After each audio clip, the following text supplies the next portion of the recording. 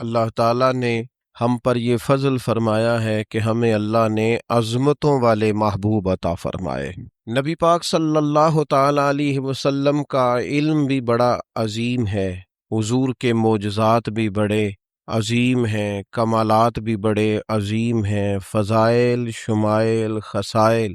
حضور کو اللہ تعالیٰ نے جس زاویے، جس سمت سے عطا فرمایا ہے تو عظیم ہی بنایا ہے۔ لیکن قرآن مجید میں ارشاد فرمایا کہ وَإِنَّكَ لَعَلَىٰ خُلُقٍ عَظِيمٍ، محبوب بے شک آپ کے اخلاق بھی بڑے ہی عظیم ہیں، آپ عظیم خلق پر ہیں، عظیم اخلاق کے مالک ہیں۔ ایک ہوتی ہے خلق، ایک ہوتا ہے خلق۔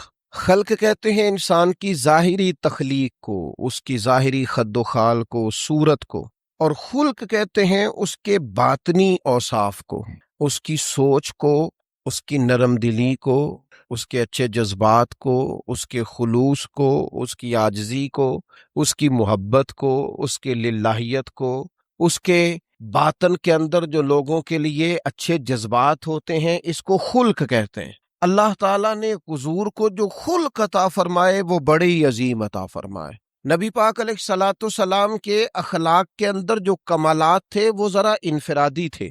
ہمارا آج جو سب سے بڑا مسئلہ ہے وہ نہ اقتصادی ہے نہ معاشرتی ہے، ہمارا سب سے بڑا مسئلہ اخلاقی مسئلہ ہے۔ قومیں، ملتیں، قبیلے جب اخلاق چھوڑ جاتے ہیں اور جب وزاداری چھوڑ جاتے ہیں اور جب عظمت کردار چھوڑ جاتے ہیں تو وہ خود بخود بیک ہونے لگتے ہیں، وہ پیچھے ہٹنے لگتے ہیں۔ بہت سارے لوگ بام عروج پر ہوتے ہیں، آگے نکلتے ہیں، لیکن اپنی اخلاقی کمزوریوں کی وجہ سے وہ پستیوں کی طرف سفر شروع کر دیتے ہیں۔ انسان کے لیے سب سے زیادہ ضروری یہ ہوتا ہے کہ وہ اخلاقی مضبوطی اپنی طبیعت میں پیدا کرے۔ بہت سارے دوست لوگوں سے پیار کرتے ہیں لیکن بعد میں جب وہ ان کا اخلاقی رویہ دیکھتے ہیں تو خود بخود پیچھے ہٹ جاتے ہیں۔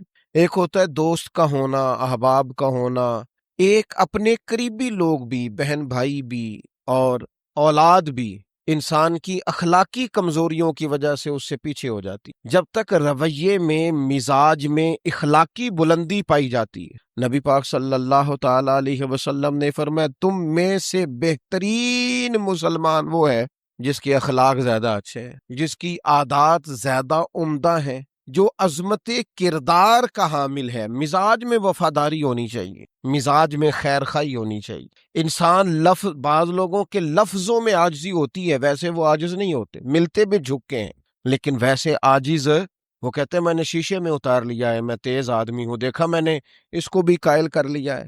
وہ لفظوں کے لحاظ سے، جھکاؤ کے لحاظ سے عاجز ہوتے ہیں، فی نفس سے ہی عاجز نہیں ہوتے۔ کچھ لوگ جملے کے لحاظ سے، اٹھنے بیٹھنے کے لحاظ سے، آؤ بھگت کے لحاظ سے خدمت گزار ہوتے ہیں، ویسے وہ خدمت گزار نہیں ہوتے۔ کچھ لوگ ایسے ہوتے ہیں جو اچھے جملے ترتیب دے کے کسی کو قائل تو کر لیتے ہیں، اس کو اپنی ہمدردی کا اظہار تو دلاتے ہیں، اشک وشوئی تو کرتے ہیں، تسلی تشفی تو دیتے ہیں، ویسے خیر خواہ نہیں ہوتے۔ ویسے وہ بڑی اچھی دھیمی باتیں کر کے کہیں گے کہ یار کوئی مسئلہ نہیں، تو پریشان نہ ہو، تو ٹینشن نہ لے، میں تیرے ساتھ ہوں، پر نہیں نہ ساتھ ہوتے یار۔ زندگی میں وہ عجیب لمحہ تھا، وہ میرے ساتھ تھا پر میں تنہا تھا، ساتھ ہی تھا بندہ پر میں لوگوں کے ہجوم میں بھی اکیلا ہی تھا۔ اپنے اخلاقی رویے میں، خلق میں، مزاج میں، یعنی ڈھل جائے طبیعت انسان کی، اس کے رویے عمدہ ہو جائے اور یہ کام کشید نہ کرنا پڑے اسے۔ ہمارے علماء نے لکھا ہے خلق کا معنی یہ ہے کہ اچھے کام کرنے میں تکلیف نہ اٹھانی پڑے، خلق کا معنی یہ ہے کہ اچھے کام خود بخود بندے سے ہونے شروع ہو جائے، وہ خود بخود اچھے کاموں کی طرف اس کی طبیعت مائل ہو جائے، توجہ ہو جائے، اس کا مزاج بن جائے۔ یہ کب ہوتا ہے، کس وقت ممکن ہوتا ہے؟ جب آپ ہر وقت کی اخلاقی بلندی حاصل کرتے ہیں۔ نبی پاک صلی اللہ تعالی علیہ وآلہ وسلم کا ایک طریقہ تھا کہ حضور کے مزاج میں اخلاق۔ بعض لوگ ایسے ہوتے ہیں جو بعض اوقات ایسی حرکت کرتے ہیں، ہوتے ہیں لوگ جو ایسی حرکت کرتے ہیں کہ سخت رد عمل کی ضرورت ہوتی ہے۔ بندے کا دل کرتا ہے نرا ڈانٹے نہ، ڈنڈا بھی پکڑ لے، کرتے ہیں بعض اوقات بعض دوست ایسے کام۔ اور پھر ایک اور بڑا خطرناک رویہ ہوتا ہے، آپ کو پتہ ہے اسلام نے سب سے زیادہ ناپسند کسے کیا؟ غیبت کو۔ آپ کسی کے خلاف، کسی کے قبیلے گھر کے خلاف کسی کونے میں کھڑے ہو کے بات کریں، پہنچانے والے پہنچا دیتے ہیں، جو مزے لے کے سنتا ہے وہ مزے لے کے پہنچاتا بھی ہے۔ یہ پکی بات ہے، جس نے آپ کو ٹائم دیا نا سننے کا وہ باز نہیں آئے گا، وہ پہنچائے گا بھی۔ آپ کی اخلاقی کمزوری نظر آ جائے گی، واضح ہو جائے گی آپ سامنے والے اچھا کچھ لوگ وزادار ہوتے ہیں، انہیں پتہ چل جاتا ہے بندہ ٹھیک نہیں، لیکن پھر بھی وہ قبول کریں تو اس کا مطلب ہے وہ بندہ اعلیٰ ظرف ہے جس نے رکھا ہوا ہے، تو یہ سمجھتے میں چلاک ہوں، میں اپنی تیزی کے ساتھ گزارا کر رہا ہوں، وہ اعلیٰ ظرف ہے جس نے اتنا کچھ پتا ہونے کے باوجود بھی تیرے لیے کوئی لفظ، وہ بندہ با اخلاق ہے، با مروت ہے، وفادار ہے، وفادار ہے۔ تو میرے عزیز نبی پاک علیہ الصلوۃ والسلام نے ان اخلاق کی طرف ہماری توجہ دلائی ہے جن میں لوگ بچتے نہیں کہ یہ کام میں نے نہیں کرنا، مجھے کیا لگے، میرا کیا لینا دینا۔ مثلاً ایک تاجر تھا حضور کے زمانہ نور میں، وہ پھلوں کی تجارت کرتا تھا، مشکات شریف میں موجود ہے، کسی وجہ سے اسے نقصان ہو گیا۔ تو انسان جب تجارتیں کرتا ہے، زندگی گزارتا ہے، تو جہاں اسے نفع ملتے ہیں وہاں کہیں کہیں اسے خسارے بھی ملتے ہیں۔ تو الگ بات ہے کہ ہم صرف نفعوں کے قائل ہوتے ہیں، خساروں کے قائل ہی نہیں ہوتے۔ وہ تاجر تھے، پھلوں کے تاجر تھے، بڑی اچھی تجارت کرتے تھے، کسی وجہ سے نقصان ہو گیا۔ اب وہ حضور کی بارگاہ میں آئے۔ ہمارے ہاں یہ ہوتا ہے کہ لوگ کہتے ہیں میرا کیا لینا دینا، بلکہ اگر کوئی بندہ اس طرح کا مسئلہ حل بھی کرا رہا ہو تو کہنے حضرت صاحب تو آڈا نہیں ہے کام ہو۔ اس تاجر نے اس بارگاہ میں آ کے کہا جہاں جو آ جاتا ہے ہمیشہ بامراد ہی جایا کرتا، یا رسول اللہ صلی اللہ تعالی علیہ وسلم میں پریشان ہو گیا ہوں۔ اور پہلے جب آدمی مالدار ہوتا ہے تو دائیں بائیں رش بھی ہوتا ہے، اور جب اس طرح کے حالات ہو جائیں تو وہ جو بڑے قریبی ہوتے ہیں وہ بھی کئی دفعہ ساتھ چھوڑ جاتے ہیں۔ ساری عمر ہی آٹا گد ہے تے لکھاں کیتے پیڑے، اب وقت آیا ہی تے محمد بخشا کوئی نہیں ہو بیٹھا نیڑے، لوگ نکل جاتے ہیں، کمزور پڑ گیا بندہ بیچارہ۔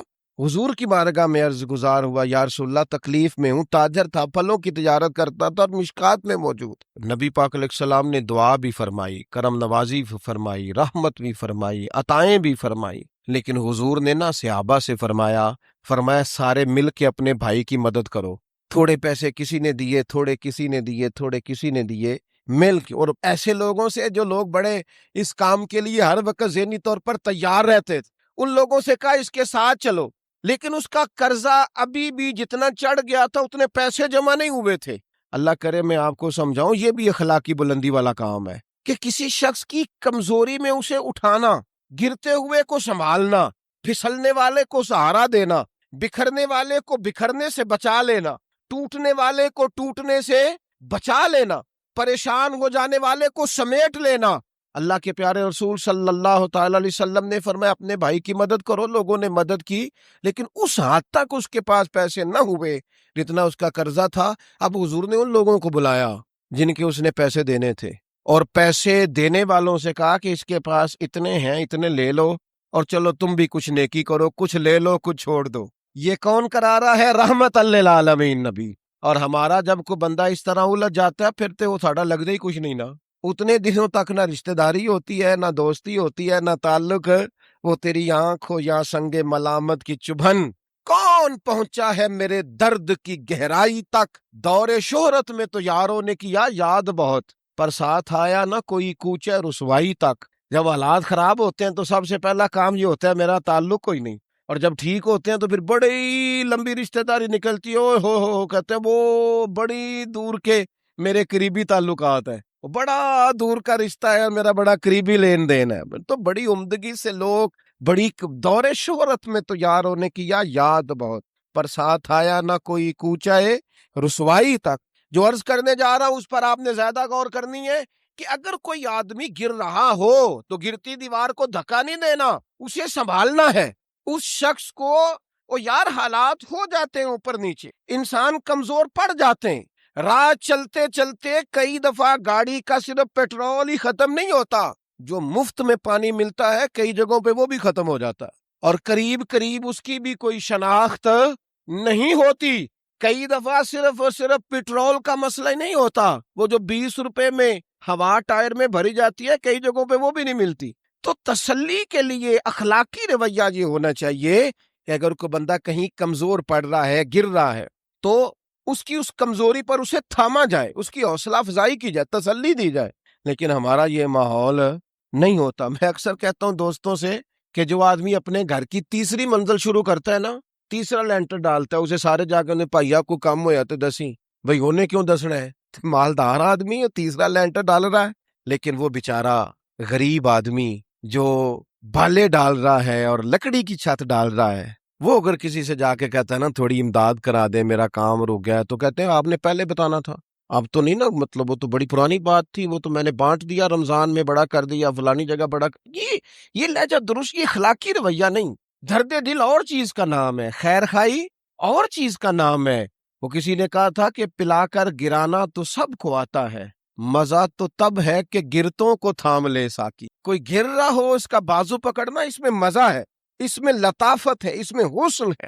اور ایک دوسرا اخلاقی رویہ جس کی بہت زیادہ ضرورت ہے، جو ہمارے زیادہ ساتھ ہوتے ہیں نا، غلطیاں بھی انہوں نے ہی کرنی ہوتی، جو آپ کے ساتھ نہیں انہیں آپ کو معاف بھی نہیں کرنا پڑتا۔ معاف کسے کرنا پڑتا ہے؟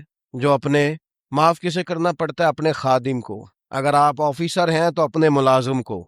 معاف کسے کرنا پڑتا ہے؟ اپنے بہن بھائیوں کو، رشتہ داروں کو، اہل خانہ کو۔ معاف کسے کرنا پڑتا ہے؟ اپنے شاگردوں کو، ارادت مندوں کو، دوست احباب کو، اپنوں کو معاف کرنا ہوتا ہے۔ کسی کے ساتھ آپ کا کئی دفعہ دوست آ جاتے ہیں، میں عمرے پہ جا رہا ہوں، کوئی غلطی ہوئی تو معاف کر دینا، تو میں کہتا ہوں مجھ سے آپ کیا معافی مانگیں گے؟ آپ ادب سے مل کے چلے جاتے ہیں۔ جن کے ساتھ آپ کا اٹھنا بیٹھنا ہے ان سے معافی مانگیں۔ جو زیادہ قریب رہیں گے غلطیاں بھی تو وہی کریں گے نا، جو روز مانتے ہیں، کسی وقت سستی بھی دکھاتے ہیں۔ تو معاف تو کرنا ہوتا ہے اپنوں کو۔ ایک خاص بات کروں آپ سے، بیٹیوں کو معاف نہیں کرنا پڑتا، معاف بہو کو کرنا پڑتا۔ کر کے تو دیکھو نا یار، ایک معیار ہے بیٹی کے لیے، وہ بیاہ کے کسی جگہ گئی ہے، اس کی شکایت آئی ہے، تو ہمارا جواب یہ ہے کہ ابھی بچی ہے، سیکھتے سیکھتے سیکھ جائے گی۔ یہ جواب بنائیں بہو کے لیے۔ اگر وہ غلطی کرے، اس کی ساس شکایت کرے، اس کا خامن شکایت کرے، تو یہ بہو کے لیے بولیں کہ ابھی بچی ہے، سیکھتے سیکھتے۔ یہ بہو کے لیے بات کریں کہ بچی ہے، سیکھتے سیکھتے۔ یہ بہو کے لیے ضرورت ہے اس کی۔ بیٹی کے لیے تو اس کی ضرورت، بیٹی غلطی کرے تو اس کے وکیل بن جاتے ہیں۔ ساری زندگی ساس سسر اپنی بیٹی کے وکیل رہتے ہیں اور اپنی بہو کے جج بنے رہتے ہیں۔ اس کے لیے فیصلے سناتے ہو، اس کی وکالت کرتے ہو، یہ بیٹی نہیں کسی کی، اس کے جج بن گئے ہو، اس کے حق میں فیصلوں کا اعلان ہے، اس کے لیے وکالتوں کا اعلان ہے۔ چھ معنی دارت مسلمان کا یہ اخلاقی رویہ نہیں ہوتا۔ نبی پاک علیہ الصلوۃ والسلام نے ہمیں سبق دیا ہے، جو قریب رہنے والے ہیں انہیں ہی تو معاف کرنا ہے، دوسرے کو تو معاف کرنا ہی نہیں پڑتا۔ اپنوں کو ہی تو معافی کی ضرورت ہوتی ہے، چونکہ اپنوں نے ساتھ رہنا ہے۔ حضرت انس بن مالک رضی اللہ تعالیٰ عنہ یہ بڑے خوش نصیب خوش بخت انسان ہیں۔ کہتے میری اماں خود مجھے حضور کی بارگاہ میں چھوڑ گئی تھی کہ یا رسول اللہ یہ آپ کی خدمت کرے گا۔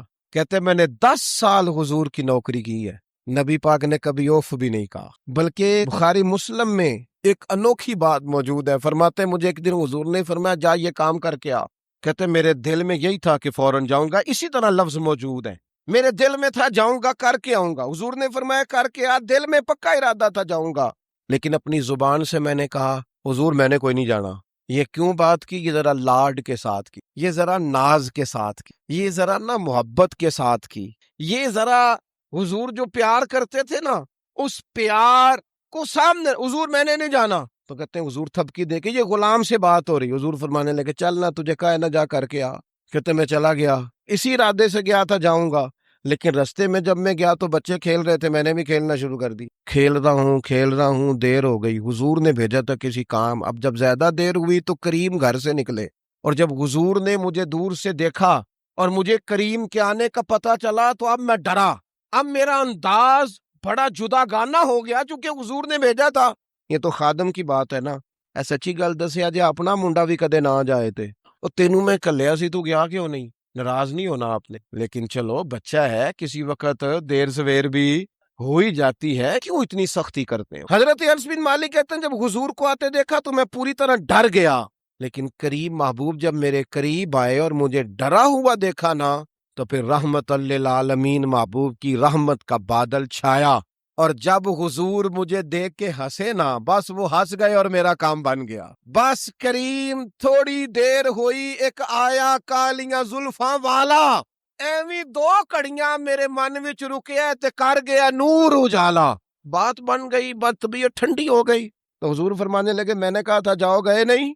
اب جب حضور مسکرا گئے تو بات ہی ختم ہو گئی۔ یا رسول اللہ صلی اللہ علیہ وسلم جانے لگا ہوں، تو حضور نے پھر شروع سے بات شروع کر دی، حضور جانے لگا ہوں، فرمایا جا دوڑ کے آ، پھر جو کہا تھا وہ کر کے آ۔ لیکن وہ بیچ میں جو دیر ہوئی تھی، وہ جو لیٹ ہوئی تھی، اور جو میں کہہ کے آیا تھا میں نے نہیں جانا، حضور نے اس بات پر مجھ سے کوئی سختی نہیں کی۔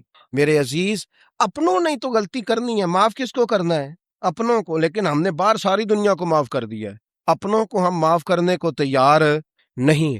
اپنوں کو معاف کرنا ہے، اپنوں سے درگزر۔ اور پھر آپ اگر کوئی دینی تعارف رکھتے ہیں، آپ نمازی ہیں، آپ حاجی صاحب ہیں، آپ بزرگ ہیں، آپ شیخ ہیں، تو پھر تو آپ کے اخلاق میں اور زیادہ وسعت ہونی چاہیے۔ جیسے جیسے بندے کی عمریں بڑھتے جائیں نا، ویسے ویسے اسے میٹھا ہونا چاہیے، کڑوا نہیں ہونا چاہیے۔ جیسے جیسے اس کی تسبیح بڑھتی جائے، ویسے ویسے اس کا لہجہ بھی وسیع ہونا چاہیے۔ اس کے مزاج کے اندر دینی اگر آپ تعارف رکھتے ہیں تو پھر تو آپ کو، میں آپ سے عرض کروں، میں کئی دفعہ دوستوں سے شکوہ کرتا ہوں، میں کہتا ہوں یار ہم تو جو کہنا چاہتے ہیں وہ بھی نہیں کہہ سکتے، ہم تو سونا چاہتے ہیں ڈھب سے سو نہیں سکتے، ڈھونڈتے پھرتے ہیں جگہ ملے کوئی آرام کرنے کو۔ کیوں؟ اس لیے کہ دینی تعارف رکھتے ہیں۔ آپ نے وہ دعویٰ ہی نہیں کرنا تھا، یہاں تے چٹی چادر لا دے نا کڑیے تے پین فقیراں دی لوئی، چٹی چادر تے پھر داغ لگیندا ہی تے لوئی نو داغ نہ کوئی۔ جب آپ کا دعویٰ ہے کہ ہم نے کام کرنا ہے اور بڑی اوپر والی سطح پہ کرنا ہے، تو پھر آپ آرام ڈھونڈتے پھریں، پھر آپ قرار ڈھونڈتے پھریں، تو یہ تو دو باتیں ہو گئی۔ ایک بات کرنی پڑے گی، دینی تعارف رکھنے والے آدمی نے اگر اس نے دین سکھانا ہے اپنے بچوں کو، اپنے گھر والوں کو، تو حسن اخلاق سے سکھائے گا۔ وہ اگر ڈنڈا پکڑ لے ہر وقت، سختی بھی کریں جہاں ضرورت ہو، لیکن اگر اس کا لہجہ ہی ہمیشہ کے لیے تلخ ہو جائے گا تو وہ کبھی بھی دین سکھانے میں کامیاب۔ انسان بہت سارے دینی غلطیاں کرتے ہیں، میں بہت سارے لوگوں کو دیکھتا ہوں وہ اس طرح تنقید کر رہے ہوتے ہیں جیسے انہوں نے پہلے اسے پورا درس نظامی پڑھایا ہے، اصول پڑھائے ہیں، تو اب غلطی کر رہا ہے تو تنقید کر رہے ہیں۔ بھئی عام آدمی ہے، اس سے غلطی ہوگی۔ بڑی اہم بات بھی، بہت بڑا آدمی بنیادی بات سے بھی کسی وقت ناآشنا ہو سکتا ہے، لیکن آپ کے لہجے میں سختی ہے، آپ بات کرتے ہیں تو تلخ کرتے ہیں، آپ سے کوئی دینی کلام کیا جاتا ہے تو آپ سخت ہیں۔ دینی لوگوں کو چاہیے کہ وہ دین سکھائیں تو اس میں بہت زیادہ اخلاق کا خیال رکھیں۔ غلطیاں کریں گے لوگ، اگر آپ عالم ہیں اور آپ کے پاس کوئی دینی معلومات ہیں تو پھر آپ کو اس کی خوبصورتی کا بھی پتہ ہونا چاہیے۔ آپ نے حضرت معاویہ بن حکم رضی اللہ تعالیٰ عنہ کہتے ہیں میں نے حضور کی مسجد شریف میں نماز پڑھی تو ایک شخص کو نا چھینک آئی، یہ بھی بخاری مسلم میں موجود، تو میں نے نماز میں کہہ دیا یرحمک اللہ، یہ چھینک آنے کا جواب ہوتا ہے، میں نے یہ نماز میں کہہ دیا، تو بہت سارے لوگ مجھے گھورنے لگ گئے، کچھ نے اپنے ہاتھ بھی مارے زانوں پر کہ یہ کیا کر رہے ہو، نماز میں بول رہے ہو۔ فرماتے ہیں نماز مکمل ہوئی ہو، یہ لفظ ہے حضرت معاویہ بن حکم رضی اللہ تعالیٰ عنہ کے، فرمانے لگے قسم اللہ کی میں نے حضور سے بہتر سمجھانے والا نہ پہلے کبھی دیکھا ہے نہ بعد میں کبھی دیکھا۔ فرماتے ہیں نہ حضور نے مجھے مارا نہ ڈانٹا، بلکہ جس طرح ایک بچے کو گویا ٹریٹ کیا جاتا ہے، سمجھایا جاتا ہے۔ حضور فرمانے لگے اللہ کے بندے نماز میں کوئی اور بات نہیں کرنی چاہیے، صرف اللہ کی تسبیح پڑھنی چاہیے، اس کے اسماء کا ذکر کرنا چاہیے یا قرآن پاک پڑھنا چاہیے۔ نماز میں کوئی اور کلام کرنے کی اجازت نہیں ہے۔ ہمارے ہاں لوگ دینی مسئلہ سمجھاتے ہیں تو اتنا ان کے مزاج میں تلخی ہوتی ہے بعض اوقات، اللہ ماشاءاللہ کچھ لوگوں کی طبیعت اتنی کرخت ہوتی ہے، بچہ نماز پڑھ رہا ہے اور حاجی صاحب اس کے ساتھ کھڑے نماز پڑھ رہے ہیں، لیکن وہ اس کو کھڑا کر رہے ہیں تو یوں کندھے سے ہلا کے تینوں آج تک نہیں پتا نماز ہے کہ یا آپ دین سکھا رہے ہیں۔ یہ اخلاقی رویہ دین سکھانے کا، یہ لب و لہجہ دین سکھانے کا، قطعاً ایسا کوئی کام نہ کریں۔ میں تو یہ مدارس کے اساتذہ سے بھی کہتا رہتا ہوں، میں کہتا ہوں نبی پاک نے کبھی کسی کو نہیں مارا، آپ بچوں کو ڈانٹیں، کریں کچھ، لیکن وہ رویہ آپ اختیار نہ کریں جس کی دین اجازت نہیں دیتا۔ تو اخلاقیات میں ان چیزوں کا ضرور خیال کریں۔ ایک روایت اور عرض کر دوں آپ کو، حضرت جابر ابن عبداللہ رضی اللہ تعالیٰ عنہ فرماتے ہیں میرے والد احد میں شہید ہو گئے تھے، میرے ذمے بہنوں کا بوجھ بھی تھا اور قرضہ بھی تھا۔ اللہ کے محبوب علیہ السلام نے مختلف طریقوں سے مختلف انداز میں میرے اوپر کرم نوازیاں فرماتے۔ نوازنے کا طریقہ، آپ نہ کسی کو نوازیں بہانے سے۔ میں نے بعض بزرگوں کو دیکھا ہے کسی بچے کو ادارے میں خانقاہ میں کمزور دیکھتے، وہ سریلا بھی نہیں ہے، اسے کہتے چل پتر نعت سنا، وہ نعت سنا رہا ہے تو اسے نذرانہ دے رہے ہیں، چل بیٹے تلاوت سنا، چل تقریر سنا، کسی بھی طریقے سے اس کو تسلی ہو رہی، اور اس طرح کا رویہ نہ اپنایا جائے کہ وہ مانگنے والا بن جائے۔ یہ اخلاقی بلندی ہوتی ہے آپ کی کہ آپ کسی شخص کو بہانوں سے نوازیں، اس طرح کا ماحول نہ بنائیں کہ آپ اسے کہیں کہ چونکہ تو کمزور ہے، غریب ہے، فقیر ہے، لہذا تجھے دے رہا ہوں۔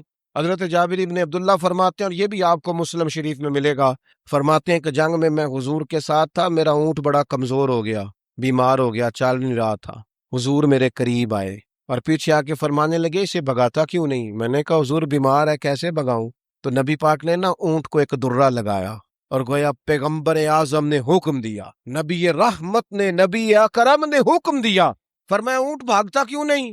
وہ جو سب سے پیچھے تھا وہ سب سے آگے نکل گیا۔ واہ کیا جود و کرم ہے شہ بتہا تیرا، اور نہیں سنتا ہی نہیں مانگنے والا تیرا۔ سرکار نے حکم دیا، وہ اونٹ سب سے آگے نکل گیا۔ اب حضور گھوڑا دوڑا کے آگے آئے، فرمانے لگے جابر یہ اونٹ میرے ہاتھ بیچ نہیں دیتا؟ وہ بیمار تھا، حضور کے حکم سے بھاگا ہے، فرمایا بیچ نہیں دیتا؟ کہا نہیں یا رسول اللہ ویسے ہی رکھ لیں۔ فرمایا نہیں میں پیسے دوں گا۔ یا رسول اللہ آپ کا یہ ہے؟ فرمایا نہیں آپ قیمت بتائیں۔ حضور ٹھیک ہے اتنے کا اونٹ ہے، میں مدینہ طیبہ جا کے آپ کی خدمت میں پیش کر دوں گا۔ حضرت جابر ابن عبداللہ فرماتے ہیں حضور نے مجھ سے اونٹ خریدا، مدینہ طیبہ پہنچ کر نبی پاک صلی اللہ تعالی علیہ وسلم نے سیدنا بلال حبشی سے فرمایا جابر کو اونٹ کی قیمت بھی دے دو اور کچھ پیسے زیادہ بھی دے دو۔ فرماتے ہیں مجھے اونٹ کی قیمت بھی مل گئی، کچھ پیسے زیادہ بھی مل گئے، اور جب میں حضور کی بارگاہ میں حاضر ہوا اونٹ پیش کر کے اور قیمت لے کے جانے لگا تو حضور فرمانے لگے جابر جانا نہیں، قیمت بھی تیری ہے اونٹ بھی تیرا ہے۔ نبی پاک نے وہ اونٹ بھی تحفے میں مجھے واپس دے دیا۔ یہ اخلاقی رویے کی بلندی کہ کسی شخص کی غربت میں اسے نوازنا، لیکن اس طرح کا نوازنا اسے محسوس نہ ہو کہ مجھے امداد دی جا رہی ہے۔ تو اپنے ان چند ایک اخلاقی رویوں پر ضرور توجہ کریں۔ ایک تو سب سے جس کو آپ دیکھیں کمزور ہو گیا ہے، گر رہا ہے، پریشان ہے، اس کا ضرور خیال کریں۔ لوگ بڑے بڑے تیز دوڑتے ہیں، کسی جگہ پھر گر بھی جاتے ہیں، گرتے ہوئوں کو سنبھالنے کی کوشش کریں۔ دوسری گزارش یہ کی ہے میرے عزیز، جو ہمارے قریبی لوگ ہیں انہیں تو ہم نے معاف کرنا ہے، اپنوں کو ہی تو ضرورت ہوتی ہے کہ درگزر کر کے اپنے ساتھ رکھا جائے، پیار کر کے اپنے قریب کیا جائے۔ اور تیسری گزارش یہ ہے کہ اگر آپ کسی کو دینی پیغام دینا چاہتے ہیں تو نہایت محبت کے ساتھ، نہایت خلوص کے ساتھ دینی مسئلہ آپ کسی کو بھی بتائیں تو اسے چھوٹا بچہ سمجھ کر آپ ڈیل کریں، شدت نہ اختیار کریں دین بتانے میں، وہ لہجہ اختیار نہ کریں جس لہجے میں محسوس ہو کہ آپ خود بااخلاق نہیں ہیں تو آپ کسی کو کیا سمجھائیں گے۔ اور چوتھی گزارش یہ کی ہے جب کسی کی مدد کریں اسے رسوا کر کے نہیں، کسی کی پھیلی جھولی دیکھ کر خوش ہو کے نہیں، بلکہ آپ اعزاز بھی اس شخص کو عطا کریں اور رویہ اس طرح کا اختیار کریں جس میں محسوس ہو کہ اس کی عزت نفس مجروح نہیں ہوئی۔ ان چیزوں کو پیش نظر رکھ کے جب اخلاقی بلندی ہم حاصل کریں گے نا، ایک میں اور بات بڑی ضروری آپ کی خدمت میں عرض کروں، جو آدمی بھی اپنے آپ کو بڑا سمجھتا ہے، وہ مالی طور پہ بڑا ہے، علمی طور پر بڑا ہے، عہدے کے طور پہ بڑا ہے، قبیلے کے طور پہ بڑا ہے، خاندان میں بڑا ہے، وہ کسی بھی مقام پر کسی بھی انداز میں بڑا ہے، اللہ نے فضل کیا وہ بڑا ہو گیا، اسے سمجھ آ گئی ہے کہ کچھ لوگ میری بات سنتے ہیں، میرا فیصلہ مانتے ہیں، تو وہ اچھی طرح سمجھ لے کہ اگر وہ اللہ کے فضل سے اسے کوئی موقع مل گیا بڑا ہونے کا تو وہ اپنے اخلاق کو بڑا کرے، پھر اپنے کردار کو بڑا کرے، پھر اپنے حوصلے کو، ظرف کو اور اپنے ذہن کو بڑا کرے، اس لیے کہ آپ اپنے کردار کی اور حوصلے کی بنیاد پر بڑے بنیں گے۔ صرف یہ کہ دو تین آپ کے نام کے ساتھ القابات لگ جائیں اور چند لوگ آپ کو سلوٹ کرنے لگ جائیں، اس سے نہیں پتا چلے گا کہ آپ بڑے ہیں۔ کردار و عمل سے خوشبو آئے گی تو پتا چلے گا آپ کتنے بڑے